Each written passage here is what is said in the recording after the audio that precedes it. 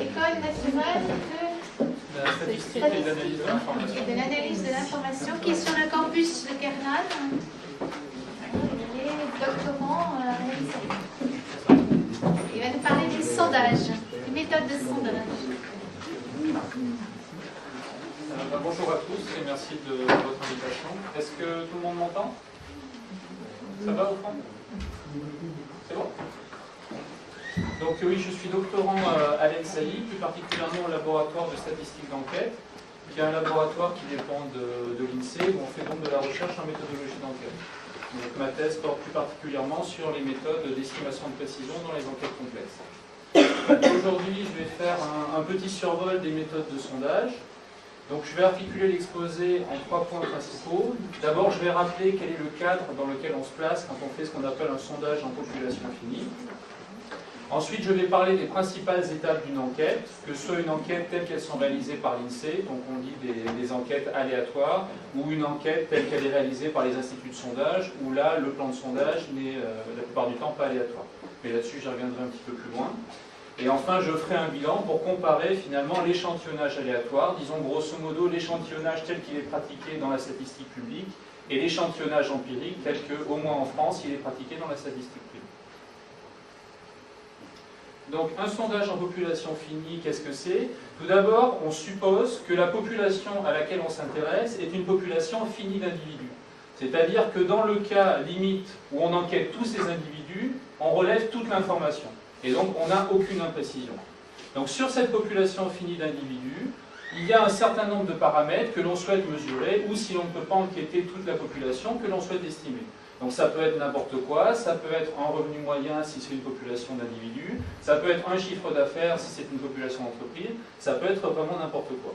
Mais donc l'idée c'est vraiment d'avoir une population que, dans un cas limite, si on enquête entièrement, on a toute l'information sur cette population. Donc sur chaque individu de la population sont définis un certain nombre de variables, qu'on va décomposer schématiquement en 2 catégories. Une première catégorie de variables que l'on suppose connues sur l'ensemble de la population et sur chacune des unités. On parlera de variables auxiliaires parce que c'est des variables qui nous serviront, aussi bien pour l'échantillonnage que pour l'estimation, à améliorer la qualité de l'estimation. Donc on parlera de variables auxiliaires. Ce sont par exemple des variables qui peuvent être données par le recensement et mesurées sur chacun des individus. L'autre catégorie de variables, c'est la catégorie de variables la plus générale. Elles sont a priori inconnues sur l'ensemble de la population et on souhaite les mesurer. On parle de variables d'intérêt, ce sont les variables auxquelles on s'intéresse pour estimer les paramètres que l'on veut mesurer sur l'ensemble de la population. Donc, je vais essentiellement articuler mes exemples autour de 2 cas, qui sont les cas que l'on rencontre en pratique à l'INSEE, les enquêtes auprès des ménages et les enquêtes auprès des entreprises. Donc, un exemple d'une enquête auprès de ménages. La population, typiquement, c'est l'ensemble des ménages français. Une variable, un paramètre auquel on peut s'intéresser, c'est par exemple le revenu moyen par ménage. Donc par exemple, lors de l'enquête emploi, ça fait partie des paramètres que l'on veut mesurer. Et l'information auxiliaire dont on peut disposer sur l'ensemble de la population, c'est par exemple la structure par sexe et par âge de chaque ménage, donnée possiblement par le recensement. Par exemple, par le recensement de 99. Une deuxième catégorie d'enquêtes assez différente, parce que ça donne lieu à des échantillons très différents, ce sont les enquêtes auprès des entreprises. Donc imaginons par exemple que la population auquel on s'intéresse, c'est les entreprises du secteur textile. Donc à l'INSEE, on a un répertoire des entreprises qui s'appelle le répertoire Sirène, et qui identifie toutes les entreprises sur le sol français, et en particulier ces entreprises-là. On peut s'intéresser par exemple à leur chiffre d'affaires total, et on peut disposer comme information auxiliaire sur l'ensemble de ces entreprises du nombre d'employés pour chacune des entreprises. Alors, ce n'est pas forcément réaliste de s'attendre à avoir le nombre exact d'employés sur chaque entreprise. Par contre, ce qu'on peut avoir sans trop difficulté, c'est la taille par tranche d'employés, de 0 à 10, de 10 à 50, plus de 50, etc. etc. Donc j'ai parlé tout à l'heure un petit peu du recensement. On dit que la population est recensée si sur la variable à laquelle on s'intéresse, cette variable est mesurée sur chaque individu de vue. Donc dans le cas où on est capable de faire ça, finalement on n'a normalement aucun problème d'estimation, ni aucun problème d'échantillonnage, puisqu'on a l'ensemble de l'information sur l'ensemble de la population. Donc ce cas-là que l'on peut rencontrer sur certaines variables, donc par exemple au recensement de 99, on mesurait certaines variables sur l'ensemble de la population, c'est en fait quelque chose d'assez limité. La plupart du temps, on ne peut pas l'envisager pour toutes les enquêtes. D'abord parce que ça occasionne un coût très important. Il faut aller enquêter l'ensemble de la population. Et ça, ça coûte cher en enquêteur et ensuite en temps de traitement.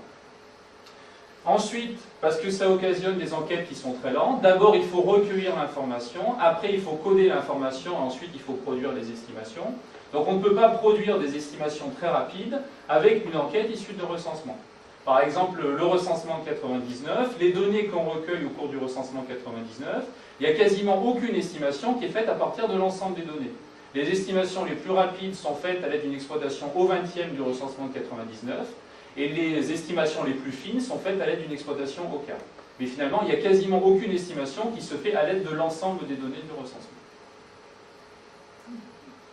Et enfin, le troisième problème, qui est un des grands fléaux en sondage, c'est le problème de saturation de l'enquêté, qui occasionne une non-réponse importante. Parce qu'il faut bien voir que vous enquêtez un certain nombre de personnes, mais rien ne dit que la personne en question va accepter de répondre à toutes les questions ou va accepter de répondre.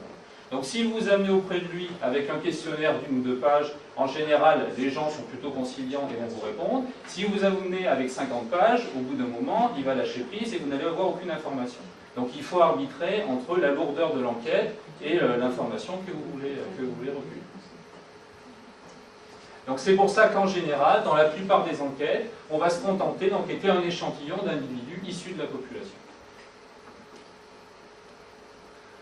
Donc un petit peu de terminologie, on va appeler plan de sondage sur U, donc sur notre population finie, une loi de probabilité sur les parties de U. D'accord ? Donc c'est-à-dire que de façon théorique, on est censé connaître une loi de probabilité qui, à chacune des parties de ma population, donne une probabilité qui va me dire laquelle je vais tirer finalement dans cette population. Et ce qu'on appellera l'échantillon, c'est la partie de U en question qui va être sélectionnée au moyen de ce plan de sondage avec les probabilités données par le plan de sondage en question. Une quantité dont je vais beaucoup parler dans cet exposé et qui est fondamentale, c'est ce qui fait vraiment la différence entre l'échantillonnage aléatoire et l'échantillonnage empirique, c'est ce qu'on appelle la probabilité d'inclusion. La probabilité d'inclusion, qu'on note généralement πk, c'est la probabilité de sélectionner l'unité K dans l'échantillon. Donc ça, c'est fondamental, parce que c'est cette probabilité qui permet de faire le lien entre l'échantillon et l'ensemble de la population. Donc ces probabilités peuvent être différenciées, c'est-à-dire qu'on peut décider de donner à certains individus des probabilités fortes d'être tirés, et à contrario à d'autres individus des probabilités plus faibles d'être tirés. On va voir que le choix dans ces probabilités, ça a des conséquences dans la qualité des estimations. Donc un exemple justement avec les enquêtes auprès des entreprises sur la qualité de l'estimation en utilisant des probas inégales. Si on veut estimer le chiffre d'affaires d'une population d'entreprises, on voit qu'on a plutôt intérêt à bien connaître le chiffre d'affaires des plus grosses entreprises du secteur. D'accord ? Parce que ce sont celles qui vont vraiment peser dans le chiffre d'affaires total. D'accord ? Et que si on ne connaît pas très bien le chiffre d'affaires de ces grosses entreprises, on a peu de chances de bien connaître le chiffre d'affaires total. D'accord ? Donc ce qu'on pourrait se dire à la limite, c'est je vais prendre les plus grosses entreprises, je vais estimer mon chiffre d'affaires total par le total de ces chiffres d'affaires, et j'oublie finalement les petites qui ne pèsent pas beaucoup dedans. D'accord ? Ça, c'est ce qu'on pourrait se dire à la limite. C'est pas très correct, parce qu'on en oublie un petit peu, donc le chiffre d'affaires n'est pas correctement estimé, mais ça donnerait quand même une idée raisonnable du chiffre d'affaires total. Donc on ne va pas faire tout à fait comme ça, mais on va utiliser une idée qui est connexe, c'est-à-dire qu'on va donner des probabilités plus fortes aux grosses entreprises d'être tirées. L'idée étant, j'ai besoin de beaucoup d'informations sur ces grosses entreprises, donc je leur donne des probabilités plus fortes pour être sûr d'en tirer beaucoup dans l'échantillon. A contrario, les petites entreprises, où je sais qu'elles influent peu sur mon chiffre d'affaires total, je leur donne des probabilités plus faibles parce qu'elles ne vont pas beaucoup influer sur mon chiffre d'affaires total. Donc là où j'ai beaucoup de variabilité, je mets des grosses probabilités, donc j'aurai une information qui sera très sûre. Là où j'ai peu de variabilité, je mets des probas plus faibles, parce que je n'ai pas besoin d'avoir une information très sûre, vu que ça influe peu sur mes estimations. Donc j'ai dit tout à l'heure que normalement le plan de sondage suppose de connaître la probabilité de chacune des parties de U. En pratique, c'est un cadre qui n'est pas très réaliste, parce qu'il est quasiment impossible, dans la pratique, avec des plans de sondage très complexes, de déterminer entièrement un plan de sondage. Donc ce qu'on se contente de faire, donc je vais revenir aux probabilités d'inclusion, c'est d'utiliser des algorithmes de tirage qui vont nous donner des échantillons qui respectent au moins des probabilités d'inclusion qui sont fixées a priori. C'est-à-dire qu'avant le tirage, je dis tel individu, il a telle probabilité d'être tiré, je veux au moins que mon algorithme respecte ces probabilités. même si je ne détermine pas entièrement mon plan de sondage. Donc ces probabilités d'inclusion sont fondamentales, c'est ce que je disais tout à l'heure, parce qu'elles assurent le lien entre l'échantillon S et l'ensemble de la population. Plus exactement, on a ce qu'on appelle le principe de pi-estimation, c'est-à-dire que chaque unité de l'échantillon représente 1 sur πk individu de la population. Imaginez que vous fassiez un échantillon, mettons au dixième, imaginons qu'on soit à probabilité égale. Vous avez une population de taille 1000, vous tirez un individu sur 10. Vous récupérez un échantillon de 100 individus. Et ensuite, si vous voulez estimer le total, l'idée, ça va être que chaque individu représente 10 individus de la population. Donc pour estimer le total, vous allez faire le total sur l'échantillon et vous allez pondérer chacun des individus par un poids de 10. Si vous avez des probas inégales, c'est exactement le même principe. La différence, c'est que le poids de chaque individu de l'échantillon va être distinct. Ça ne va pas être forcément le même, ça va être 1 sur sa probabilité d'inclusion.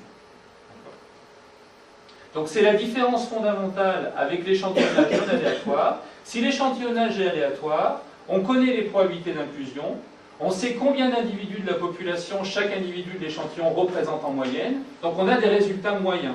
On sait qu'en utilisant ces poids, on a une idée relativement fidèle de l'estimation sur l'ensemble de la population. Si l'échantillonnage n'est pas aléatoire, on ne connaît pas ces probabilités d'inclusion, et donc on n'est pas capable d'avoir cette estimation. Autrement dit, dans les cas où l'échantillonnage n'est pas aléatoire, ces probabilités sont inconnues, elles ne sont pas maîtrisées, et donc on n'est pas capable de dire, si j'affecte un poids 1 sur πk à chaque individu de l'échantillon, j'aurai au moins une idée de ce que vaut ma statistique sur l'ensemble de la population. Si l'échantillon est aléatoire, on peut le faire, s'il n'est pas aléatoire, on ne peut pas le faire, parce qu'on n'a pas ces probabilités. Les mesures d'erreur qu'on utilise généralement, donc supposons que je note θ, le paramètre auquel on s'intéresse. Donc les exemples que j'avais donnés, c'est au niveau des ménages, par exemple, c'est le revenu moyen des ménages. Sur la population d'entreprise, c'est par exemple le chiffre d'affaires d'un secteur d'activité. Ce paramètre, on ne peut pas le mesurer exactement parce qu'il dépend de l'ensemble de la population. Donc on va en définir un estimateur basé sur les données de l'échantillon. Donc je vais noter θ chapeau de S, un estimateur qui est basé sur les seules données de l'échantillon. On utilise généralement au moins 2 mesures d'erreur sur cet estimateur. La première mesure d'erreur, c'est le biais, c'est-à-dire l'écart entre la vraie statistique, la vraie valeur que je voudrais avoir, et l'espérance de ma statistique θ chapeau de S, c'est-à-dire la valeur moyenne de mes estimateurs mesurés sur l'échantillon. Un estimateur bon devrait être normalement à peu près non biaisé, c'est-à-dire qu'en moyenne, si je pouvais relever l'ensemble des estimations sur l'ensemble des échantillons, la valeur moyenne devrait être égale au paramètre que je veux estimer, ou au moins pas trop loin du paramètre que je veux estimer. Donc ça, c'est la première erreur. Et la deuxième erreur, le deuxième paramètre d'erreur, c'est ce qu'on appelle la variance. Donc la variance de mon paramètre, de mon estimateur θ chapeau mesuré sur l'échantillon, ça va être finalement la dispersion de mes estimations relevées sur l'ensemble des échantillons. Imaginons que je sois capable d'identifier tous les échantillons, que je sois capable de mesurer les estimateurs sur chacun, je regarde la dispersion de ces estimations et ça me donne une autre mesure d'erreur. Donc l'image que j'en ai moi, du biais de la variance,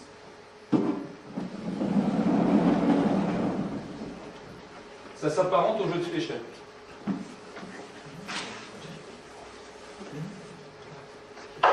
C'est-à-dire que vous avez une cible, et votre objectif, c'est d'atteindre le centre de la cible. Vous faites un certain nombre de lancers, et votre objectif, c'est d'atteindre le centre de la cible. Donc peut-être que si vous faites une première série de lancers, vous allez avoir quelque chose comme ça. Votre objectif, c'était le centre, vous faites votre série de lancers, et finalement, vous obtenez ce nuage-là. Ça veut dire que vous n'avez pas obtenu le centre, mais vous avez obtenu finalement en moyenne le point qui est ici. Donc vous aviez un biais finalement par rapport à ce que vous vouliez obtenir. Par contre, ce que vous voyez, c'est que vos estimations, vos lancers, disons, ils ne sont pas trop dispersés, ils sont relativement resserrés. Donc autant vous avez un biais par rapport à ce que vous vouliez avoir, autant vous avez... A contrario, imaginons que je fasse une deuxième série de lancers. Et puis par exemple, j'obtiens ça.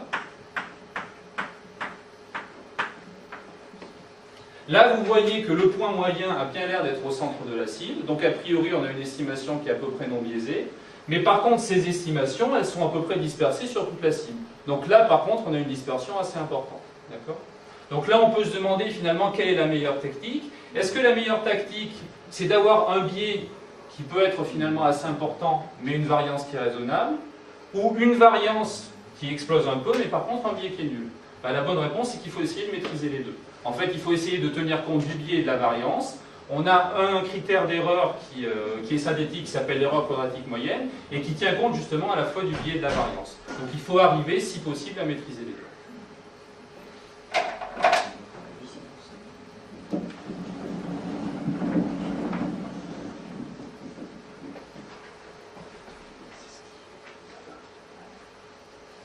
Donc quelques exemples de paramètres qu'on peut souhaiter mesurer. Imaginons que j'ai une enquête auprès des entreprises, et le paramètre auquel je m'intéresse, c'est le chiffre d'affaires total sur cette population d'entreprises. Donc la somme sur l'ensemble des individus de cette population d'entreprises, du chiffre d'affaires de l'entreprise K. Dans ce cas-là, en utilisant le principe de biais-estimation dont j'ai parlé avant, l'estimateur sans biais au sens du plan de sondage, ça va être l'estimateur mesuré sur l'échantillon, qui consiste à faire la somme sur l'échantillon des chiffres d'affaires des entreprises, mais pondéré par l'inverse de sa probabilité d'inclusion. Toujours selon le principe, mon entreprise K représente 1 sur pi entreprise de l'ensemble de la population. Imaginons que j'ai une enquête auprès des ménages. Donc j'ai dit que ce qui m'intéressait, c'était le revenu moyen par ménage, donc le total du revenu, la somme des revenus sur l'ensemble des individus, rapporté à la population totale. Alors je vais pouvoir estimer cette quantité par un principe de substitution, c'est-à-dire que ici j'ai le total des revenus, ici grand N ça apparaît aussi comme un total sur l'ensemble de la population, c'est le total de la variable constante égale à 1. Je peux estimer chacune de ces quantités par pi-estimation. Le revenu total va être estimé par le revenu total sur l'échantillon pondéré par l'inverse des probas d'inclusion. Le grand N, le total des individus, va être estimé par la somme de la variable 1 pondérée par l'inverse de la proba d'inclusion. J'ai un estimateur pour mon numérateur, pour mon dénominateur, donc j'en déduis un estimateur pour ma statistique. D'accord ? Donc ici, si j'ai une fonction de Toto, de façon générale, si mon paramètre c'est une fonction de Toto, comme à l'aide du principe de pi-estimation, je peux estimer des totaux, je peux avoir par substitution un estimateur de mon paramètre. Ça va ?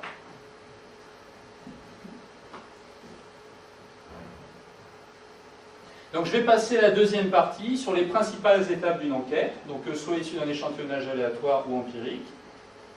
De façon schématique, on peut décomposer une enquête en un certain nombre de points.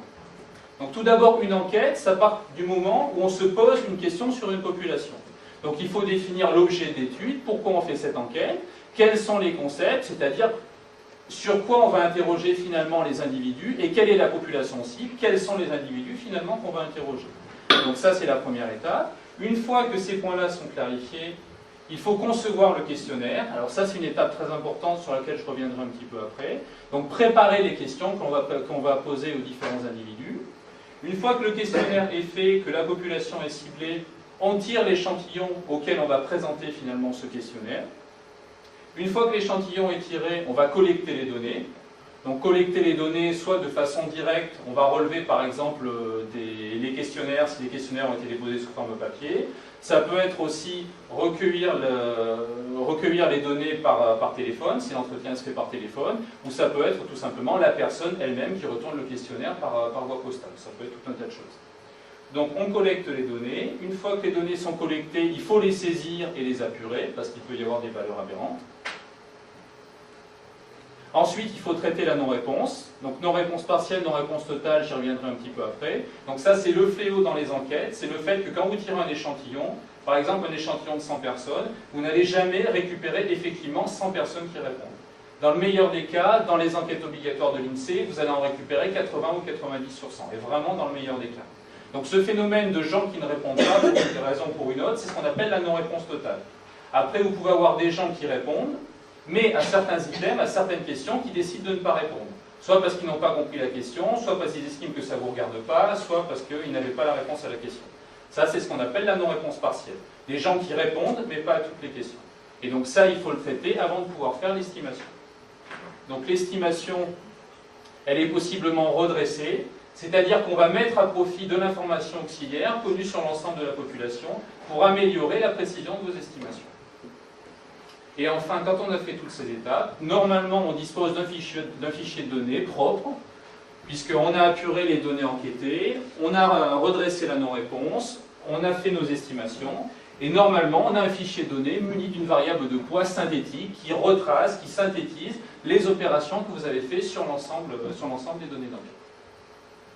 Donc je ne vais pas détailler l'ensemble de ces points parce qu'il y en a que je connais plus ou moins bien. Moi je connais plus ce qui concerne le tirage d'échantillons, traitement de la non-redressement des estimations. Et je vais parler, les étapes sont importantes, c'est-à-dire que vous pouvez très bien en faire très bien 6 sur 7. Si vous loupez la 7e, vous pouvez foirer votre enquête. Donc c'est tous ces points. Moi je vais parler plus particulièrement d'échantillons, traitement de la non-réponse et redressement des estimations. C'est vraiment fondamental de bien faire au mieux chacune de ces étapes. Donc la conception du questionnaire, c'est peut-être l'étape la plus importante, puisque c'est elle qui a sans doute l'impact le plus fort sur les taux de réponse et sur les réponses elles-mêmes. Il faut savoir qu'à l'INSEE, il y a grosso modo 2 types d'enquêtes. Il y a ce qu'on appelle les enquêtes obligatoires et les enquêtes non obligatoires. C'est-à-dire que quand on veut faire une enquête, on dépose un projet auprès de la CNIS. La CNIS dit oui ou non pour l'enquête et donne le label obligatoire ou non obligatoire pour l'enquête. Donc théoriquement, si l'enquête est obligatoire, tout le monde est tenu de répondre. Et théoriquement, il y a des sanctions pour les ménages ou les entreprises qui refusent de répondre. En pratique, bon, ça c'est pas forcément, j'aurais pas forcément vous le dire, sur les entreprises, il peut y avoir des sanctions, sur les ménages, en général, il n'y en a aucune. Mais le simple fait que l'enquête soit obligatoire, ça peut augmenter le taux de réponse de 10 à 15%. Enquête obligatoire, vous pouvez avoir 80% de taux de réponse, non obligatoire, ça peut tomber à 60%. Donc ça peut faire une grosse différence, ne serait-ce que de mettre sur votre bulletin, cette enquête a été déclarée obligatoire par la CNIS. Donc vous voyez que ce n'est pas du tout anodin. Pardon ? La CNIS, c'est le Comité national de l'information statistique.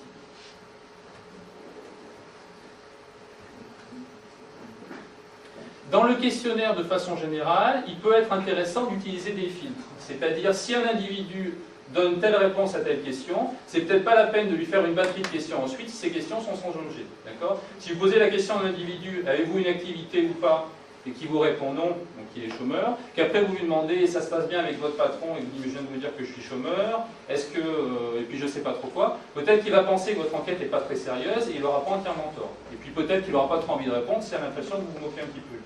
Donc les filtres, ça peut aider dans l'interaction enquêteur-enquêté. Et une autre chose qui peut aider aussi, c'est de structurer le questionnaire en modules thématiques.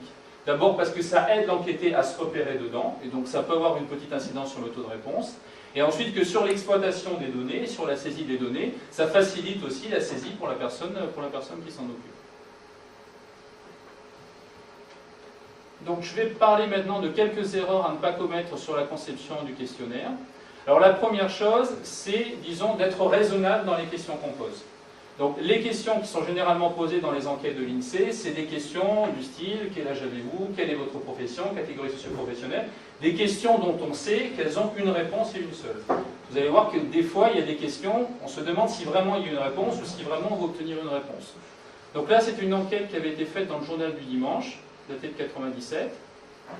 Et on demandait aux gens, en pensant au RPR dans 10 ans, laquelle de ces deux hypothèses vous paraît la plus envisageable ? Le RPR restera tel qu'il est aujourd'hui, c'est-à-dire un parti distinct des autres formations de droite. Réponse B, le RPR et les autres partis de droite fusionneront au sein d'une nouvelle formation. Alors, je ne sais pas si vous, cette question, elle vous parle, ou si vous aviez un avis tranché à l'époque. Moi, je sais que j'en avais pas et que j'en aurais sans doute pas non plus maintenant. Je ne suis même pas sûr qu'un politologue en 97 était capable de vous prédire ce qui serait passé 10 ans après. Donc il faut être, disons, raisonnable dans les questions qu'on pose, et on peut supposer qu'une question comme ça, ou une enquête qui est menée comme ça, n'est pas forcément une enquête qui est très sérieuse. Alors un exemple qui est encore plus parlant, pour illustrer le fait que la question ne doit pas orienter la réponse. Je ne sais pas si vous connaissez le parti politique qui s'appelle La France en Action. Et pourtant, selon un sondage CSA, en octobre 2006, 39% de Français estiment que le mouvement La France en Action deviendra une force politique décisive en 2007. Alors la France en Action, grosso modo, c'est un petit parti politique qui s'est créé, je crois que c'est dans le sud de la France, mais qui vise plutôt à ramasser des subsides de la Commission européenne plutôt que de vraiment jouer un rôle actif au niveau politique. Donc ce que le sondage CSA nous dit, ce qui est affiché sur le site internet du parti en question, c'est que 39% de Français estiment que ce mouvement deviendra une force politique décisive en 2007. Alors si on regarde la question, qui avait été posée à un échantillon de 1000 personnes de plus de 18 ans, la question est assez rigolote. La France en Action est un mouvement politique qui se situe au-delà du clivage droite-gauche. Ce mouvement a recueilli près de 300 000 voix aux dernières élections européennes. Son projet de société repose sur 4 axes: une écologie active, la santé orientée vers la prévention, une nouvelle éducation, une économie respectueuse. Son président Jean-Marc Governatori pense que son mouvement deviendra une force politique décisive en 2007. Est-ce possible? Oui, c'est possible. 39% des Français avaient répondu oui. Et de là, ça avait été traduit par 39% de Français estiment que décisive en 2007. Voilà. Ça ne coûte pas très cher. Si vous voulez avoir une question comme ça, vous contactez un institut de sondage, ça vous coûte 1 000 €. C'est intégré à une enquête, et puis vous pouvez mettre ça sur votre site internet si vous voulez vous présenter pour le prochain présidentiel. 1 000 € pour une question comme ça. C'est pas très cher. Ouais, grosso modo, c'est ça, 1 € la personne.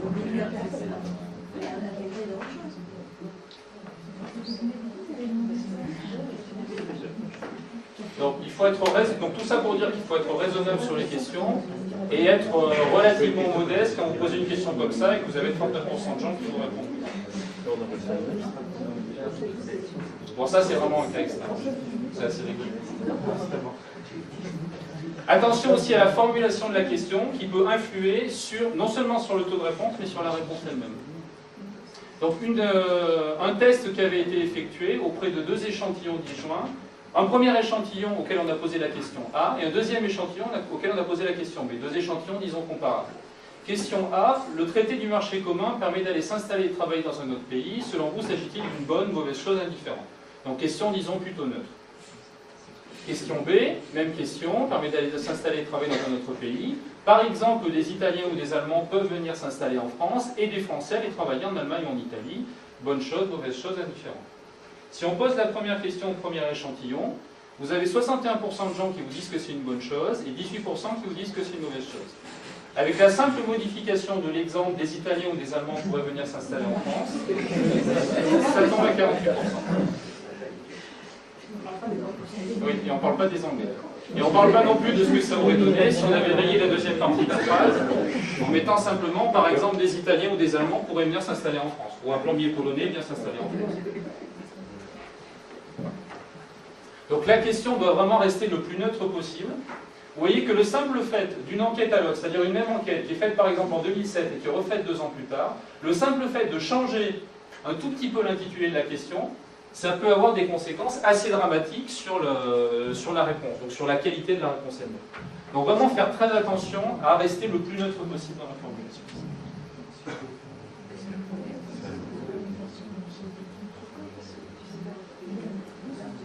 Donc je vais passer au deuxième point donc, que j'avais donné sur les différentes étapes de l'enquête, point qui concerne plutôt les méthodes de tirage d'échantillons. Donc les principales méthodes d'échantillonnage schématiquement, elles sont au nombre de 3. Il y a ce qu'on appelle l'échantillonnage à probabilité inégale, dont j'ai parlé un petit peu avant, comme si ça donnait des probabilités différentes à chaque individu d'être tiré.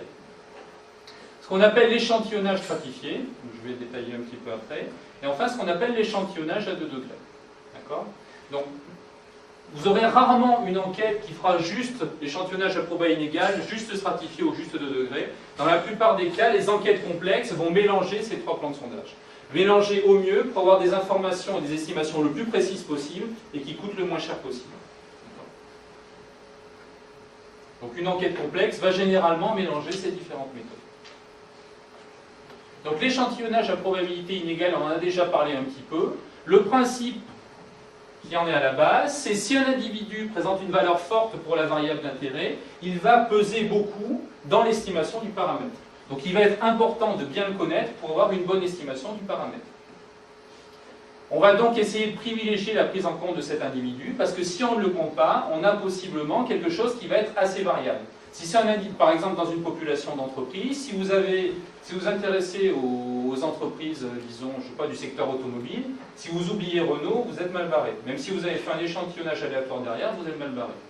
Donc on va essayer de privilégier la prise en compte de ces individus, de ces gros individus, en leur donnant une probabilité de sélection plus forte.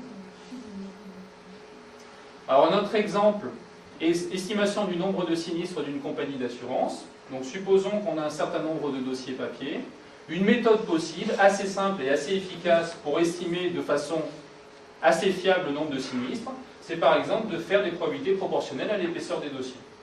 En vous disant qu'a priori, plus le dossier est épais, plus vous avez un nombre de sinistres important à l'intérieur. Et ça va vous donner une estimation relativement fiable. C'est quelque chose qui a déjà été utilisé. Deuxième type de plan de sondage, c'est ce qu'on appelle l'échantillonnage stratifié. Alors le principe de l'échantillonnage stratifié, c'est disons le rêve d'un sondeur. Le rêve d'un sondeur, c'est d'avoir une population où tous les individus sont identiques. Parce que si vous avez une population où tous les individus sont identiques, c'est pas la peine de tirer un gros échantillon. Vous tirez un échantillon de taille 1, et compte tenu de la taille de la population, vous avez une estimation qui est parfaite. Ça, bien évidemment, ça n'arrive jamais. Par contre, ce qu'on peut essayer de faire, c'est essayer de partitionner la population en un certain nombre de strates qui, elles, seront homogènes au regard de la variable d'intérêt. Par exemple, si vous intéressez à une population d'entreprise, vous distinguez les petites, les moyennes, les grosses. Les petites seront relativement homogènes, donc vous n'aurez pas besoin d'en tirer un gros échantillon pour bien connaître la population des petites entreprises. Donc la stratification, c'est quelque chose de très important, parce que je pense que dans quasiment toutes les enquêtes, vous avez au moins au début une étape de stratification. D'accord ? La stratification peut vraiment vous donner un gros gain par rapport à un échantillonnage direct dans l'ensemble de la population. Donc l'idée, isoler les individus par tranche, par strate aussi homogène que possible, et ensuite tirer des échantillons indépendants à l'intérieur de chaque strate.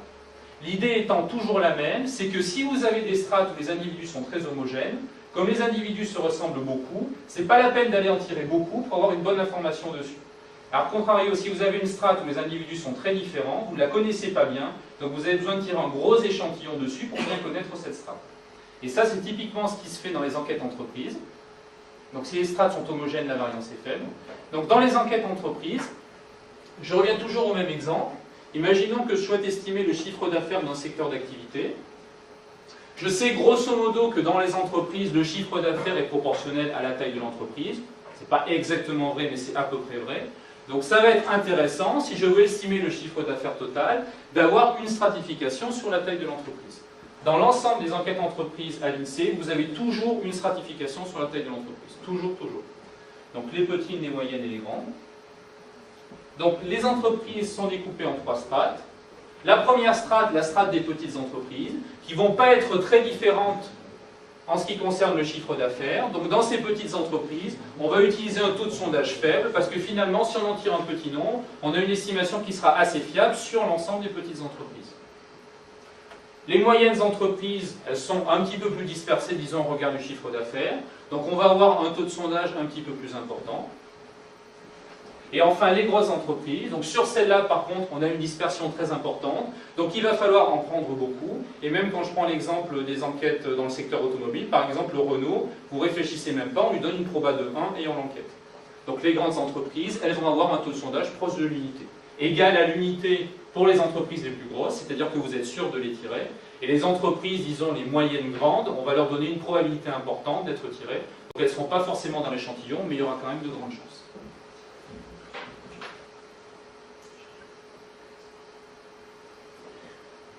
Donc tout ce que j'ai dit jusqu'à maintenant, que ce soit l'échantillonnage à probabilité inégale ou l'échantillonnage stratifié, on essaye toujours de mettre à profit de l'information pour avoir des estimations qui sont plus fiables. D'accord ? Donc pour avoir une dispersion moins importante.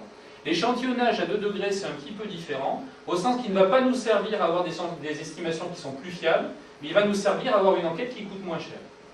Parce que si la population est dispersée géographiquement, si vous tirez directement un échantillon, ou si vous voulez tirer directement un échantillon dans la population, d'abord, vous allez avoir un premier problème qui va être de constituer la base de sondage. Donc, par exemple, à l'INSEE, on n'a pas trop de soucis, ne serait-ce que sur les entreprises, parce qu'on a un répertoire sirène. Mais imaginons qu'une entreprise privée veuille faire un sondage sur une population d'entreprise, ben déjà, il faut qu'elle constitue sa base. Soit elle la constitue elle-même, soit elle achète une liste d'entreprises à l'INSEE. Ça coûte de l'argent, et elle n'a pas forcément les moyens ou le désir de le faire. Autre problème, toujours lié à des considérations de coût, c'est que si votre échantillon est dispersé, par exemple, sur l'ensemble de la population, sur l'ensemble du territoire français, si vous faites appel à des enquêteurs, il faut que les enquêteurs se déplacent sur l'ensemble du territoire français. Et ça coûte de l'argent. Donc c'est pour ça que généralement, on va essayer de restreindre la dispersion géographique de l'échantillon, en commençant par concentrer l'enquête dans des unités primaires qu'on sélectionne au préalable. D'accord ? Je vous donne un exemple, j'en donnerai d'autres après. Imaginons que vous vouliez faire vous tirez un échantillon à l'intérieur de la population française. Vous n'allez peut-être pas tirer toutes les villes, vous allez peut-être tirer un certain nombre de villes, donner une proba à chacune, en tirer un certain nombre, et ensuite dans les villes sélectionnées, tirer des sous-échantillons. C'est le principe de l'échantillonnage à 2 degrés. On commence par sélectionner ce qu'on appelle des unités primaires. d'accord, de façon aléatoire. Et dans ces unités primaires, on rééchantillonne des unités qui seront finalement enquêtées. Donc ça veut dire que l'échantillon va être concentré à l'intérieur de ces unités primaires, et non pas éclaté sur l'ensemble de la population. Donc l'exemple des enquêtes ménages. Donc dans les enquêtes ménages, l'ensemble du territoire français est découpé en ce qu'on appelle les aires urbaines ou rurales, c'est-à-dire des zones finalement qui partitionnent l'ensemble de la population. Chacune de ces aires représente environ 2000 habitants.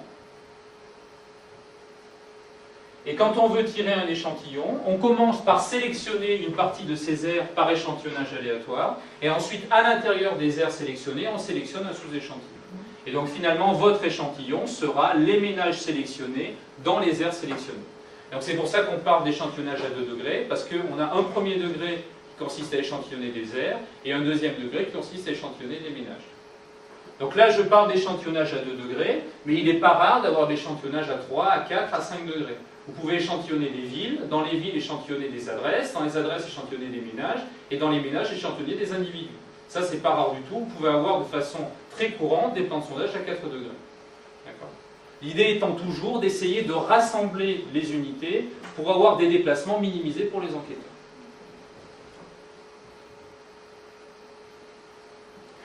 Donc un exemple d'enquête qui met en jeu tous ces différents types d'échantillonnage, c'est l'exemple de l'enquête emploi en continu. Donc c'est un exemple qui est donné dans le livre d'Ardilly 2006.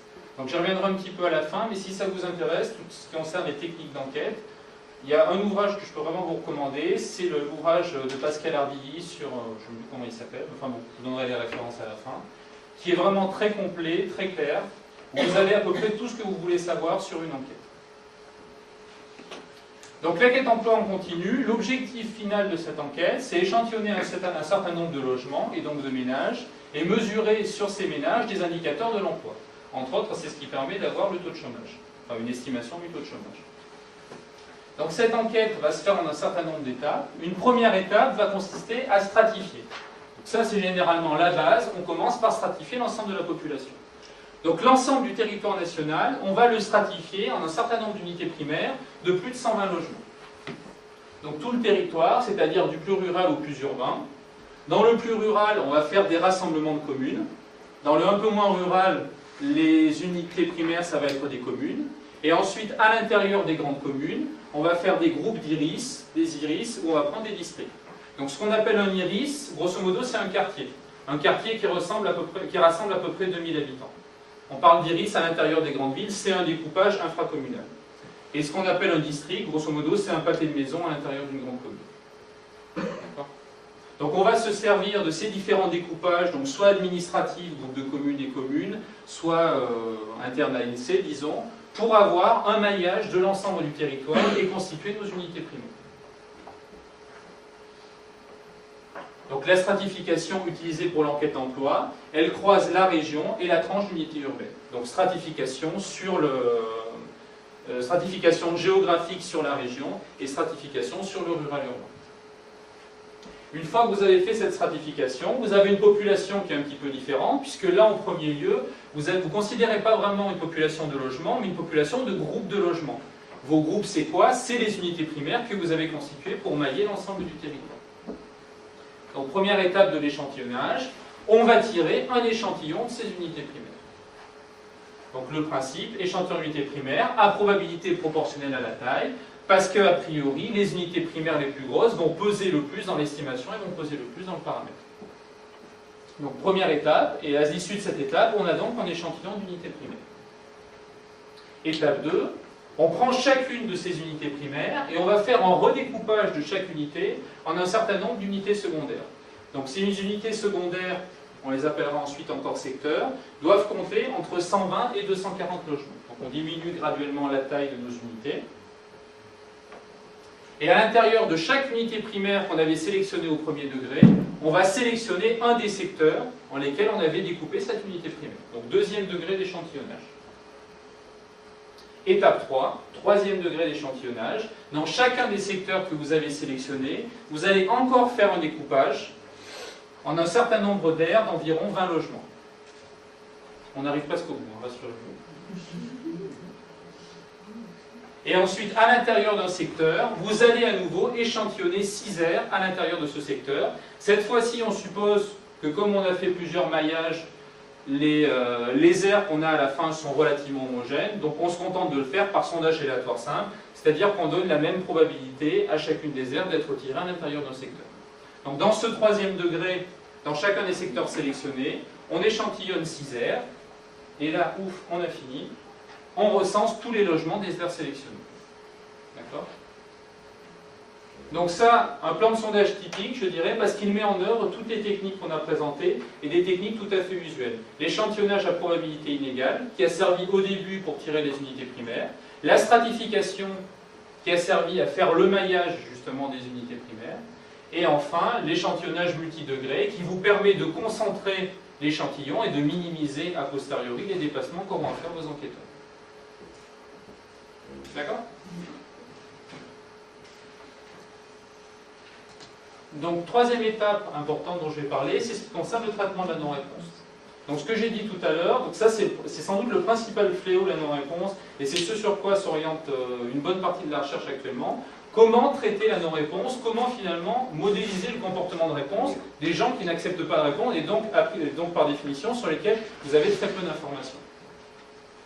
Donc la non-réponse, il est rare de disposer après saisie d'un fichier complet parce que vous avez très rarement tous les gens que vous avez échantillonnés qui acceptent de répondre à votre enquête. Donc vous n'aurez pas généralement les réponses à toutes les questions pour tous les individus que vous avez échantillonnés. Deux types de non-réponse, j'en ai déjà parlé un petit peu. On va parler de non-réponse partielle lorsque l'individu est de bonne volonté, c'est-à-dire qu'il répond, mais pas forcément à toutes les questions pour une raison ou pour une autre. Et on parlera de non-réponse totale si un individu a été échantillonné, mais que pour différentes raisons, on ne dispose finalement d'aucun renseignement sur cet individu. Donc ça peut avoir des causes multiples. Peut-être que l'individu a refusé de répondre. Peut-être qu'on a échantillonné, qu'on avait toute l'information, mais qu'on a perdu le questionnaire, donc ça a été effacé par cause d'une mauvaise manip.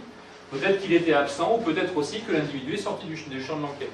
Comme généralement on a un décalage entre la base de sondage qu'on a, c'est-à-dire la population des individus, et le moment où on va faire l'enquête, il peut se passer qu'un individu qu'on voulait échantillonner, il est parti, il a déménagé par exemple. Donc ça peut être tout un tas de choses. La non-réponse partielle, on va généralement la traiter par imputation. C'est-à-dire que sur la ligne de votre individu sur lequel vous avez des trous, des questions auxquelles il n'a pas répondu, on va essayer de boucher les trous. D'accord ? C'est ce qu'on appelle les méthodes d'imputation. Là où on a un trou, d'une façon ou d'une autre, on va s'arranger pour mettre une réponse. Donc les méthodes d'imputation, ça se divise grosso modo en deux catégories. Ce qu'on appelle l'imputation déterministe. L'imputation déterministe, c'est par opposition à imputation aléatoire qu'on va voir juste après. C'est-à-dire que si vous récupériez 2 fois le même échantillon, si vous faites 2 fois la même opération d'imputation, la valeur que vous allez mettre dans la case qui vous manque va être les 2 fois la même. D'accord ? Ça ne va pas varier, ça ne va pas être aléatoire. Donc on va remplacer la valeur manquante par une prédiction calculée à l'aide des répondants. Donc une technique possible, c'est que vous prenez l'ensemble des répondants, vous prenez l'ensemble des gens qui ont répondu à la question qui vous manque, et si c'est par exemple une variable quantitative, vous affectez la valeur moyenne. C'est ce qu'on appelle l'imputation par la moyenne. Autre possibilité, si votre variable est qualitative, si vous avez 4 modalités possibles, vous regardez quelle modalité est la plus importante dans l'échantillon de répondants et vous affectez la modalité en question. Donc c'est quelque chose qui est un petit peu dangereux, parce que si vous avez... Pardon ? Quelque chose qui est un petit peu dangereux, parce que ça peut vous conduire à surreprésenter finalement une des modalités. Mais bon, de toute façon, il faut bien se débrouiller. Il ne faut pas mieux supprimer carrément ce dossier-là? Pardon ? Il ne faut pas mieux supprimer carrément ce dossier-là? Non, parce que l'imputation, on peut en avoir pas mal. Vous pouvez avoir de façon tout à fait classique 15-20% d'individus qui sur une variable n'ont pas une réponse. Donc si on commence à enlever tous les individus pour lesquels on a quelque chose qui manque, il ne va pas rester grand-chose. Par contre, effectivement, ce qu'on peut se dire, c'est que si sur une variable, il y a vraiment trop de valeurs manquantes, on peut se dire la variable n'est pas bonne, on ne doit pas faire d'estimation sur cette variable. Ça, c'est tout à fait possible. Donc, possibilité, imputation par la moyenne, ça c'est ce dont j'ai parlé. Ou sinon, il y a l'imputation par le ratio. Imputation par le ratio, bon, c'est une méthode un petit peu plus complexe pour faire de l'imputation. C'est par exemple, vous avez une information auxiliaire, y compris sur votre individu sur laquelle vous avez une non-réponse, et vous servez de cette information auxiliaire pour imputer une valeur positive. C'est pas tout à fait la même chose, mais c'est un petit peu dans le même esprit. Donc, par opposition aux méthodes d'imputation déterministes, vous avez les méthodes d'imputation aléatoire. Méthode d'imputation aléatoire, grosso modo, dans vos individus qui ont répondu à l'item qui vous manque, vous allez sélectionner une espèce de piscine de donneurs et vous allez sélectionner dans cette piscine un donneur pour la valeur qui vous manque. D'accord ? Donc, sur un certain nombre de critères, pour l'individu sur lequel il vous manque une valeur, vous allez sélectionner un certain nombre de donneurs potentiels et vous allez échantillonner dans ces donneurs potentiels celui qui vous donnera la bonne valeur sur l'individu en question. Donc, imputation aléatoire.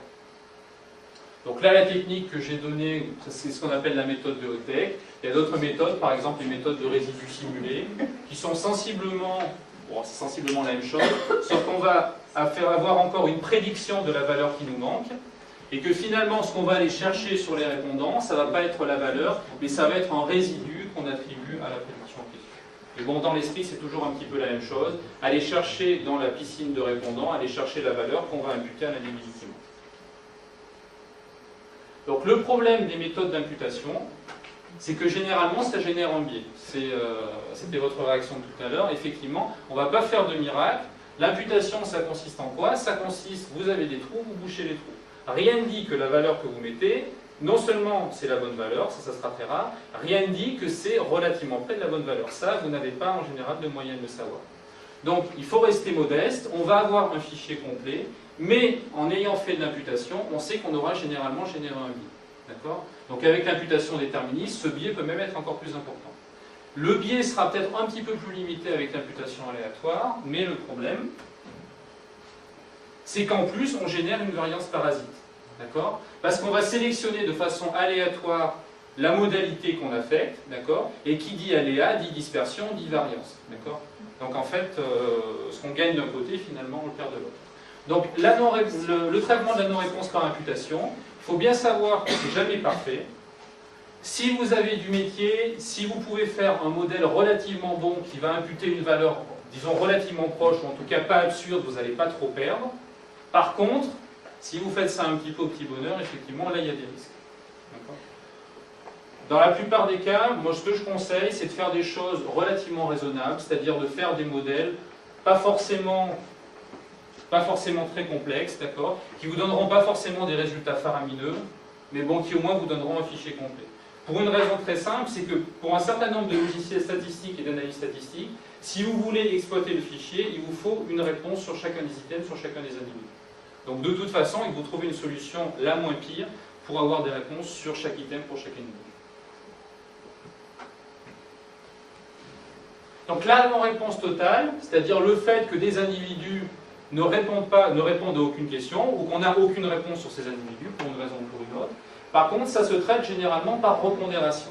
C'est-à-dire qu'on va modifier les pondérations des individus échantillonnés pour que ceux qui acceptent de répondre représentent aussi les individus qui, eux, refusent de répondre.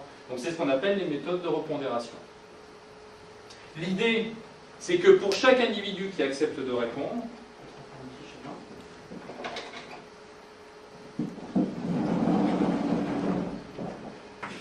donc l'idée, c'est que j'ai ici ma population. Au début, plein de bonne volonté, j'ai tiré mon échantillon S. Et puis finalement, dans mon échantillon S, j'en ai qu'un certain nombre, R, qui a accepté de répondre. Donc ça, c'est mes répondants. Et ici, j'ai mes non-répondants. Au départ, si j'avais l'ensemble des individus de l'échantillon, j'affectais un poids 1 sur πk à chaque individu de la population, et mon échantillon S représentait l'ensemble de la population. Okay. Là, le problème, c'est qu'il me manque cette partie. Donc il faut estimer ce qu'on appelle la probabilité de réponse, c'est-à-dire la probabilité qu'avait a priori chaque individu de répondre à l'enquête. Et finalement affecter à chaque individu des répondants l'inverse de cette probabilité de réponse, ce qui va donner un nouveau poids et ce qui va faire que mon échantillon de répondants va à peu près représenter l'ensemble de la population. D'accord ? Donc dans l'esprit, ce qu'on va faire, c'est estimer cette probabilité de réponse, cette probabilité que chaque individu avait de répondre a priori à l'enquête. La difficulté, c'est justement d'estimer cette probabilité de réponse, d'accord ? Parce que finalement, on n'a pas d'informations ou très peu sur ces non-répondants. Donc modéliser cette probabilité de réponse, ça suppose de connaître le comportement. Et ce comportement, on n'en sait pas grand-chose. Donc un exemple sur les sondages préélectoraux présidentiels 2007. Vous savez, vous avez dû en entendre parler, qu'on a traditionnellement une sous-représentation dans l'échantillon du vote extrême droite. Et donc généralement ce qu'on fait, enfin ce que font les instituts de sondage, c'est qu'au final, ils attribuent des poids plus élevés aux individus de l'échantillon qui votent extrême droite. Parce que s'ils récupèrent 5% d'individus qui disent qu'ils votent extrême droite, ils savent qu'en fait, il y en a 10, 12 ou 15%. Donc ils sont obligés de surreprésenter ces individus à l'intérieur de leur échantillon. Mais je comprends. Excusez-moi, je peux poser une question? Bien sûr. Les gens que vous dites là, qui ne veulent pas dire qu'ils votent extrême droite, ils ont peut-être répondu autre chose quand même. Ce sont des gens qui n'ont pas répondu du tout? Non, ce sont des gens qui ont répondu et qui se sont déclarés, qui ont déclaré par exemple qu'ils votaient UMP. Oui, mais ce n'est pas des non-répondants. Non, oui, ce ne sont pas des non-répondants. C'est vrai que c'est quelque chose d'un peu différent. Disons que dans ce qui concerne les enquêtes d'opinion, le problème de non-réponse est encore plus pernicieux parce que la non-réponse est masquée par le processus. C'est-à-dire que vous enquêtez un individu, l'individu ne répond pas, peu importe, on en enquête un autre.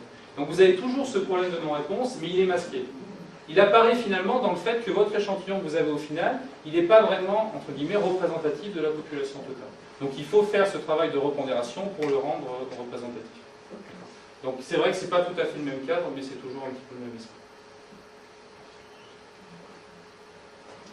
Donc dernière chose qui concerne le redressement des estimations. Donc j'ai dit un petit peu dans l'exposé que quand on avait une information sur l'ensemble de la population, on avait à peu près toujours intérêt à s'en servir pour avoir des estimations qui sont plus fiables. Si j'ai une mesure de taille sur mes individus, je vais sans doute avoir intérêt à définir des probabilités proportionnelles à cette mesure de taille, parce que les individus les plus gros vont plus peser dans l'estimation. Donc si j'ai une mesure de taille, je m'en sers dans mon plan de sondage. Si j'ai une information qui me permet de stratifier la population en strates homogènes, je vais avoir intérêt à m'en servir, à définir une stratification de ma population et à tirer des échantillons indépendants à l'intérieur. Donc je mets à profit de l'information pour améliorer la qualité de mon sondage. Ce qu'on peut faire a priori au niveau de l'échantillonnage, on peut aussi le faire a posteriori, c'est-à-dire mettre à profit cette information auxiliaire pour avoir des estimations qui vont être plus précises. C'est ce qu'on appelle le redressement, c'est-à-dire qu'on va encore modifier les poids de nos unités en nous servant d'une information qu'on sait sûre sur l'ensemble de la population ou qu'on sait plus fiable, et on va se caler, on va redresser sur cette information. Par exemple, si vous connaissez la structure par sexe et par âge de la population, donnée possiblement par le recensement 99 ou par les recensements récents, vous allez avoir envie que votre échantillon, s'il vous sert entre autres, s'il vous donne par exemple une estimation de la structure par sexe et par âge, si vous connaissez de façon exacte la structure par sexe et par âge de la population, ça serait bien que votre échantillon, que votre estimation vous redonne la même structure. Donc on va essayer de se caler sur cette structure. Le principe que je vais détailler un petit peu ici, donc ça consiste toujours en une méthode de repondération, c'est-à-dire que les poids de départ 1 sur pi k que vous aviez sur vos individus, vous allez les modifier un petit peu pour restituer l'information que vous connaissez. Donc schématiquement, qu'est-ce qu'on avait au départ? Au départ, on avait une certaine variable, un certain total grand X, qu'on voulait estimer par grand X chapeau, consistant à sommer la variable X sur l'ensemble de l'échantillon en dilatant par l'inverse des probas d'inclusion. Ça, c'est mon estimateur de départ. Cet estimateur, il a les valeurs qu'il peut avoir, mais je sais entre autres qu'en espérance, il est égal au total que je veux estimer. C'est-à-dire que si je prends mon estimateur sur les différents échantillons possibles, en moyenne, je vais bien tomber sur la bonne valeur. En moyenne, je suis au centre de ma cible. D'accord ? En moyenne, il est égal à la bonne valeur, mais rien ne vous dit que sur un échantillon particulier, il est égal à la bonne valeur. D'accord ? Ça, rien ne l'assure. Si on suppose que les totaux grand X sont connus, ça serait quand même pas mal que mon estimateur me redonne ces totaux-là. Parce que c'est un petit peu idiot de donner une information imprécise, alors que je connais l'information exacte. D'accord ? Donc ce qu'on va faire, c'est qu'on va modifier un petit peu les poids de départ. Les poids égaux à l'inverse de la probabilité d'inclusion, on va les caler, c'est-à-dire qu'on va les modifier légèrement. À quoi ça va servir après? On va modifier légèrement ces poids. Donc on va plus avoir l'inverse de la proba d'inclusion, mais un poids légèrement différent. Et ces poids vont avoir une propriété intéressante. Donc ces nouveaux poids me définissent un nouvel estimateur, où je pondère chaque individu de l'échantillon, non pas par le 1 sur pi k, mais par le WK. Et ces poids ont été calculés de façon à me restituer exactement l'information que je connaissais. Donc c'est ce qu'on appelle la méthode de calage. Si votre information, c'est la structure par sexe et par âge de la population, les poids que vous avez ici vont vous assurer qu'en réalisant vos estimations à l'aide de ces poids calés, vous allez retrouver exactement la bonne structure par sexe et par âge de la population. Donc ce qui est assez rassurant, l'information que vous aviez, cette information, vous la respectez à l'aide de votre estimateur. Donc les méthodes de redressement, ça tourne toujours autour de ça. À quoi ça nous a servi? Ça nous sert à avoir une précision qui est parfaite pour l'estimation du total grand X, puisque finalement, quel que soit l'échantillon que vous aviez tiré, après cette correction, vous retombez exactement avec votre nouvel estimateur sur le bon total grand X. Donc pour ces variables-là, vous avez une estimation qui est parfaite. Et si vous avez des variables d'intérêt qui sont proches des variables X, disons qui sont bien expliquées par ces variables auxiliaires que vous aviez, le fait d'avoir une estimation qui est parfaite sur le total de ces variables-là, ça vous assure que pour vos variables d'intérêt, vous allez avoir une estimation qui va aussi être plus fiable. D'accord ? Elle ne va pas être parfaite, mais elle va être plus fiable également.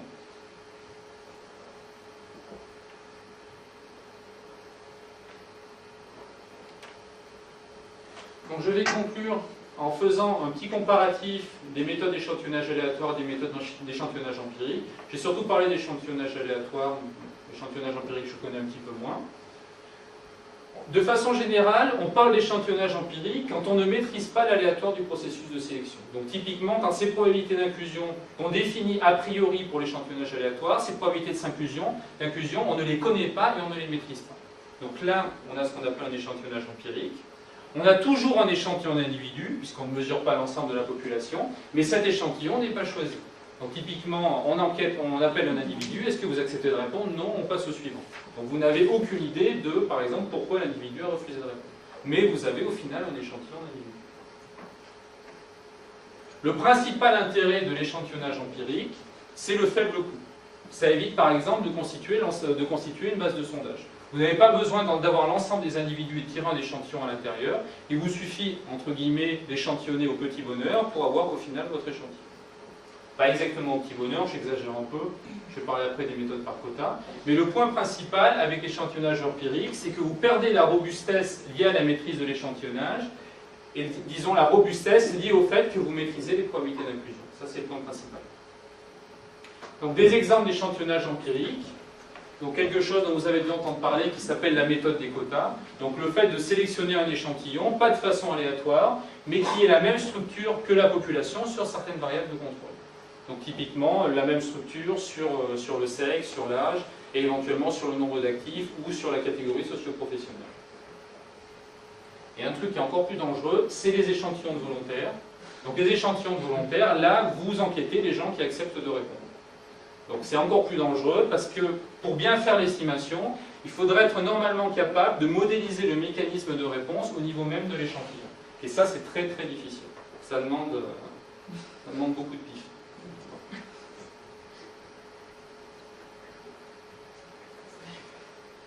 Donc l'échantillonnage empirique donne parfois des estimations un peu fiables, voire les sondages préélectoraux 2002.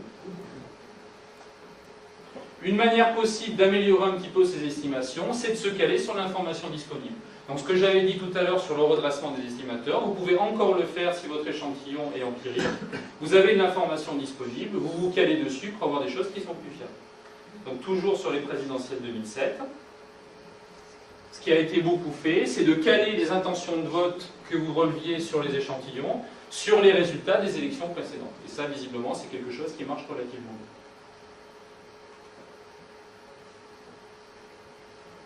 Donc un petit bilan sur ce que je vous ai dit. Le sondage aléatoire, il est cher. Ça, il ne faut pas se voiler la face. Il faut disposer d'une base de sondage, peu ou prou d'une base de sondage. Il faut tirer un échantillon à l'intérieur. Il faut définir un questionnaire. Il faut avoir des enquêteurs qui sont bien formés pour optimiser les taux de réponse. Il faut tout un tas de choses qui assurent que l'enquête est de bonne qualité. Donc le sondage aléatoire, de façon générale, c'est cher. Mais c'est robuste. C'est robuste parce qu'avec le respect des probabilités d'inclusion, vous avez des estimations qui sont exactes en moyenne. Donc vous savez au moins avec un échantillon aléatoire que ça peut vous coûter cher et que vous n'allez pas dans le mur. Vous avez le garde-fou du respect des probabilités d'inclusion. Et je dirais que c'est nécessaire quand on veut produire des chiffres officiels, parce que derrière l'échantillonnage empirique, vous avez toujours plus ou moins une modélisation, je vais en parler un petit peu après, et donc vous avez quelque chose qui n'est pas forcément toujours objectif. C'est toujours un petit peu subjectif la façon de redresser un échantillon empirique. Donc si vous avez un sondage aléatoire, vous avez la maîtrise des probas d'inclusion, vous avez cette robustesse, et donc vous savez que vous avez quelque chose de relativement fiable. C'est cher, mais c'est fiable. Avec un sondage empirique, ça vous coûte moins cher, ça c'est clair. Ça coûte beaucoup moins cher. Mais ça présente de forts risques de biais parce que justement vous n'avez pas cette maîtrise de l'aléatoire et que vous ne pouvez jamais être sûr que votre échantillon va vraiment, entre guillemets, représenter l'ensemble de la population. Donc je dirais que pour le sondage empirique, c'est quelque chose qui ne peut pas trop mal marcher, mais ça nécessite une bonne dose de métier. Ça, il ne faut pas se voiler la face. Sur les dernières élections, visiblement, ça a plutôt bien marché. Ils ne se sont pas trop plantés, peut-être sauf sur le vote Bayrou. Mais ça fait appel la plupart du temps à des secrets de cuisine qui sont très très jalousement gardés. Donc c'est sans doute le principal reproche qu'on peut leur faire. Dans l'ensemble, je dirais qu'ils s'en sortent quand même pas trop mal, mais c'est quand même relativement opaque. C'est dur de savoir vraiment ce qu'ils font sur leurs échantillons. Mais ils s'en sortent plutôt bien. Donc très rapidement, une petite bibliographie, si vous voulez des approfondissements. Donc Jérôme Accardo, la conception d'enquête auprès des ménages. Ça, c'est une présentation qu'il avait faite de la conception de questionnaires pour les enquêtes ménages, dans une formation continue à l'ENSAI. Donc c'est ce qui m'a donné, entre autres, pas mal d'exemples sur la conception de questionnaires. Le bouquin dont je vous parlais, donc, qui est, je pense, le bouquin à lire ou à regarder si vous voulez avoir plus de renseignements, Les techniques de sondage aux éditions techniques. Il a été réédité très récemment et il est vraiment très très complet. Il ne doit pas manquer grand chose dedans, voire même il manquerait du tout.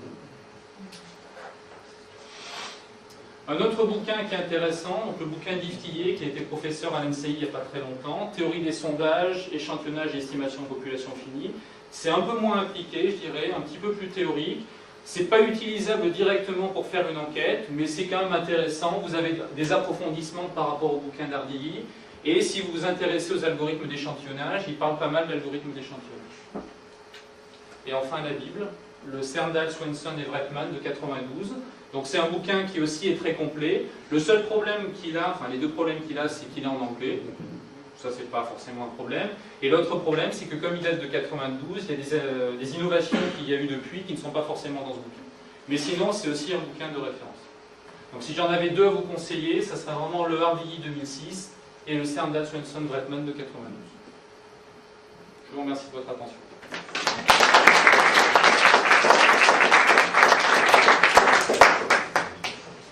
Il y a des questions?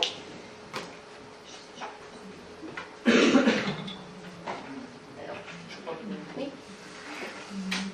C'est fait? Quand on fait des structurations, à la fin, on voudrait avoir, par exemple, une fourchette. Comment on donne la fourchette? Est-ce que c'est possible d'avoir des fourchettes? Et pourquoi les donne-t-on jamais? Généralement, dans les enquêtes issues de l'INSEE, c'est peut-être pas dit de façon très explicite, mais généralement on donne des fourchettes. Alors les fourchettes sont obtenues par approximation normale. C'est-à-dire que pour un certain nombre de plans de sondage, il a été démontré que l'estimateur de base, l'estimateur d'Horvitz-Thompson, est asymptotiquement normal. Donc on se sert d'une approximation normale pour les fourchettes en question.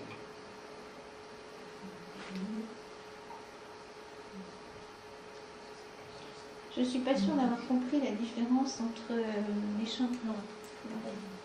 La stratification et les quotas. J'ai rien compris sans doute, mais... La stratification, c'est fait à partir de données sur la population globale, c'est ça? dans l'esprit, je dirais que c'est pas très très éloigné dans l'esprit. J'aurais peut-être dû faire un schéma au moment où j'ai présenté la stratification.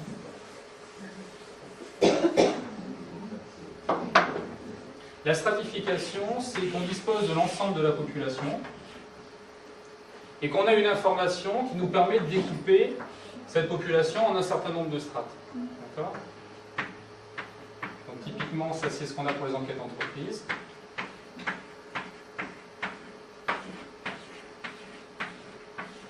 Typiquement, la stratification idéale, ça devrait nous amener à ça.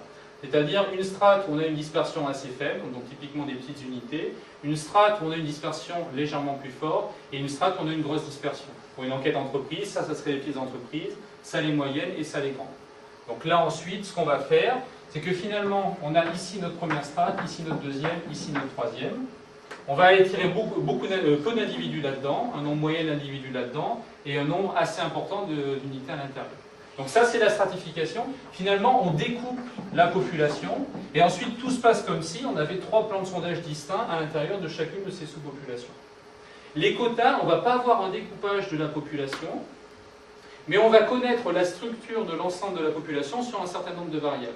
Par exemple, si ma population U, c'est, mettons, la population des ménages, je vais savoir que dans l'ensemble des ménages français, j'ai, je vais dire une bêtise, 52% de femmes, 48% d'hommes.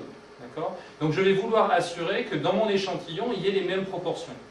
Ça ne veut pas dire que je vais tirer un échantillon dans les hommes et un échantillon dans les femmes, mais ça veut dire que dans les individus que je vais tirer, je vais m'assurer qu'il y aura 52% de femmes et 48% d'hommes. D'accord ? Donc disons que la différence, c'est que là, vraiment, on individualise au sein de ces différentes strates, alors que dans le cas des quotas, on assure juste que des proportions connues sur la population sont encore respectées dans l'échantillon. Dans l'esprit, ça ressemble un petit peu, mais c'est pas très pareil. Voilà. Là, pour faire ça, il faut connaître l'ensemble de la population. Pour les quotas, il ne faut pas forcément la connaître. Pour les quotas, il suffit d'avoir l'information 52% de femmes, 48% d'hommes. D'accord ? Si j'ai cette information, mon enquêteur va dans la rue, il enquête une personne, il en enquête 2, etc., etc. Et au final, s'il en a enquêté 100, il faut qu'il ait eu 52 femmes et 48 hommes. Mais il n'avait pas besoin de connaître l'ensemble de la population. Pour la stratification, il fallait vraiment, a priori, que j'ai toutes les unités pour découper de façon découpée. Oui, puis tu ne découpes pas en proportion de la population, mais des caractéristiques de la sous-population. Voilà, c'est ça. Il faut avoir une variable sur l'ensemble de la population, sur chaque individu, qui me dit dans quelle strate je mets chaque individu. Oui, moi j'avais l'impression qu'il y a quand même quelque chose qui est une homogénéité à l'intérieur de chaque strate. On essaye effectivement d'avoir une homogénéité à l'intérieur de chaque strate. Si notre strate... Une certaine homogénéité. Parce qu'on sait que ce cas idéal dont j'ai parlé, où tous les individus d'une strate sont les mêmes, ça, on l'a quasiment jamais. Donc, mais on essaye d'avoir un maximum d'homogénéité, parce que qui dit homogénéité dit on n'a pas besoin de tirer beaucoup d'individus pour bien connaître la strate. Donc il y a toujours, au début d'une enquête, un arbitrage entre le nombre de strates et la taille d'échantillon qu'on tire à l'intérieur. Plus on stratifie, plus on va être homogène dans les strates, c'est mathématique. Mais il faut pouvoir tirer un échantillon quand même à l'intérieur des strates. Donc il faut faire cet arbitrage entre définir beaucoup de strates où on aura une homogénéité qui va être de plus en plus grande à l'intérieur, mais où on va avoir un échantillon de plus en plus petit à l'intérieur parce qu'on a de plus en plus de strates. Mais l'objectif, oui, c'est ça, c'est d'avoir une homogénéité maximale dans chaque strate.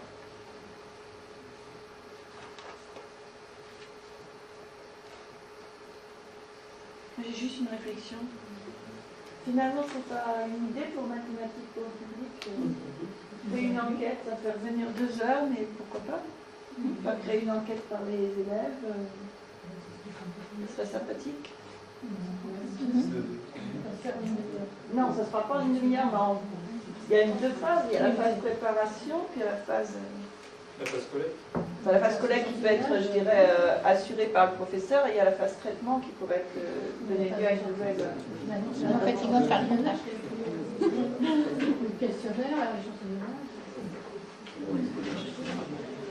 Ça s'est fait dans un concours qui s'appelait Avostat. Donc les élèves faisaient ça, et puis après, en plus, présentaient une affiche pour présenter leurs résultats. Ils ont fait ça sur une année. Oui. Oui, non, mais je veux dire, c'était juste pour donner une idée, mais même, du coup, l'échantillonnage qui ne soit pas bien fait, ça peut être intéressant. On peut faire 2 échantillonnages différents et comparer. C'est difficile de faire Trop bien faire les choses. Et la taille des échantillons standard, c'est toujours 1000 ou ça dépend des questions? Ça dépend. Pour les enquêtes des instituts privés, c'est vrai que ça tourne beaucoup autour de 1000. Il y a certaines... Mais pourquoi? On fait comme si c'était normal et... Pourquoi 1000 on a une fourchette.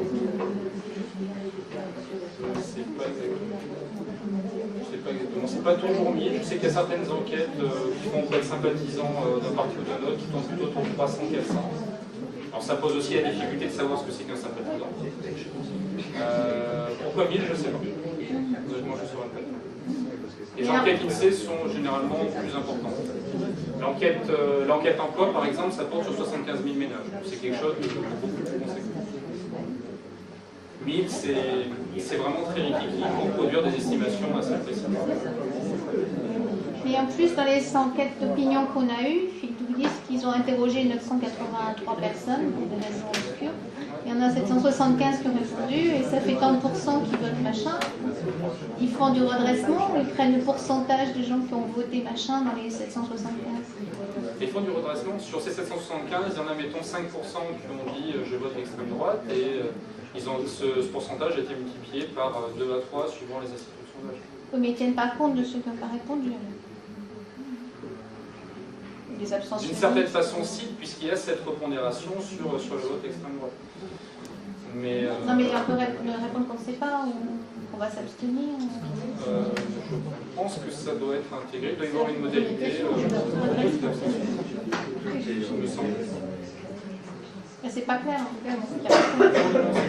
Et même le simple fait de mesurer l'opinion, c'est un problème. Le simple fait de savoir si l'opinion existe et si on peut demander aux gens leur opinion, c'est philosophiquement pas très clair.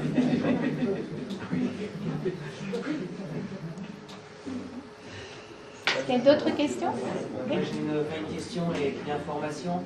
D'abord l'information au niveau du Canada, l'équivalent de l'INSEE au Canada propose pour les écoles, propose des données pédagogiques, des données à usage pédagogique pour sensibiliser les élèves aux problèmes d'enquête. Est-ce qu'au niveau de l'INSEE, il y a des choses équivalentes? Est-ce qu'il y a cette réflexion de pouvoir nous donner du matériel qu'on puisse traiter, qu'on puisse utiliser dans nos classes, ne serait-ce que pour faire travailler, pour faire réfléchir nos élèves sur les sondages et sur les enquêtes? Alors déjà, je pense que c'est une très bonne chose que ça soit fait au Canada, et a priori, non, ça ne doit pas exister en France. Ça serait intéressant que ça existe, mais ça n'existe pas en France. Vous faites bien donner l'exemple du Canada, parce que le Canada, c'est sans doute les meilleurs au monde en termes de sondage. Ils ont une armée de méthodologues à Statistique Canada, ils sont 200 ou 300, ils sont vraiment très très bons. Alors qu'à l'INSEE, on est une poignée. Mais c'est vrai que ça serait très intéressant de pouvoir faire ça. Parce que notamment les professeurs de sciences économiques et sociales utilisent les tableaux d'économie livrés par l'autre. Mais ce ne sont pas des chiffres spécifiques pour à usage pédagogique. Ce ne sont pas des tableaux. C'est facile d'accéder aux chiffres de l'INSEE, c'est facile. Hein. C'est pas très difficile, mais les données sont anonymisées, donc ça reste... Mais c'est des tableaux synthétiques, c'est des pourcentages, on n'a pas de... D'accéder au tableau, oui, c'est pas très difficile, mais si c'est vraiment d'accéder aux données d'enquête, je sais pas si... Alors en fait, au niveau de l'Institut au Canada, là, ils proposent, par exemple, ils ont une opération, c'est que les écoles, les classes peuvent s'inscrire, vont remplir une enquête en ligne, et ensuite, il y a possibilité d'exploiter cette enquête et de la comparer à des populations qui ont répondu à la même enquête. Quoi. Donc il y a vraiment quelque chose un travail assez fort. C'est là qu'ils l'ont fait au niveau de notre lycée. Oui. Qui sont au niveau de l'UFM, ouais. C'est ça je crois, donc au niveau, c'est les UFM. C'est les stagiaires. Mais je suis d'accord, c'est très intéressant et c'est la meilleure façon d'apprendre. De toute façon, moi je vois des élèves à l'ENSAI, tant qu'on n'a pas travaillé sur un fichier de données, on ne sait pas ce que c'est qu'une enquête, on ne sait pas ce que c'est qu'un carrage. On peut voir toute la théorie du monde, si on n'a jamais travaillé sur une enquête, on ne sait pas ce que c'est. Est-ce que ça peut faire un groupe IREM? Un groupe de l'IREM? Des enseignants et puis des gens de Toulouse qui accepteraient de collaborer pour construire des données comme ça, pour travailler les élèves. Ça pourrait être intéressant. Bon. va noter.